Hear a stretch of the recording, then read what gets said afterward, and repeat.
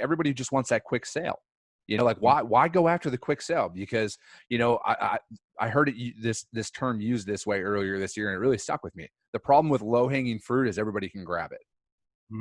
So it's like, go try, just challenge yourself a little bit, and I get it. Cause like everybody's got leadership and they have people, breathing down their necks to bring on new accounts. I get it. It's like, nobody can tell me any different. I've sat in that seat. I know how stressful it can be, but you need to push for another way of doing things, because if the way you're doing it now isn't working, it's you. It's not the people you're pitching to. It's you. It's your pitch that's not working. It's not like, oh, they're just not adding brokers on. I call bullshit on that, because I've been told that by some of the biggest accounts that I've turned on, that have told me consistently for 6 months, we're not turning on brokers, until all of their assets fail them.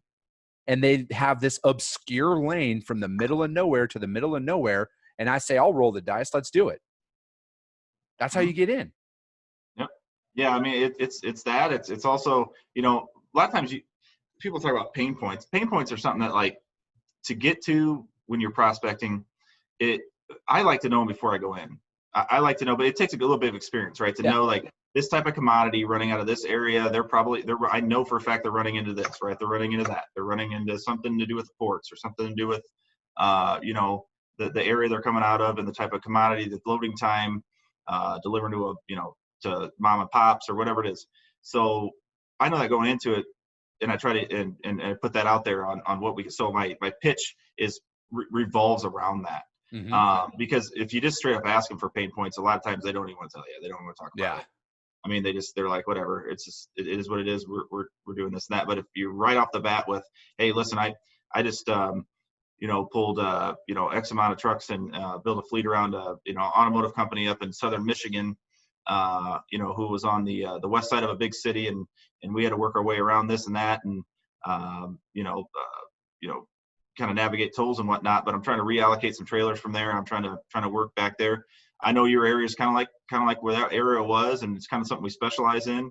My boss is all over me. This is one big thing I always say. My boss is all over me to keep these guys moving. In something we specialize in. And so, I looked at it. He gave me, he's been in the industry forever, and he's the owner. He gave me your contact info, because he knows it's so much similar to what we have been doing. And I'm just reaching out to see if this is something maybe we can get done for you. And you name about 3 or 4 pain points that are there. You validate it, and you make it seem as though you're not necessarily some big sales guy. It's just that, hey, this is what we know you do and what we can do, and they either run with it or they don't. Yeah. I mean, that's the biggest thing. No, I feel you. And that's the thing. It's amazing what 5 minutes of research on a company can do for you. You can identify all of that stuff. So it's like, don't go. I mean, my biggest thing is don't go after the stuff that everybody else is going after, because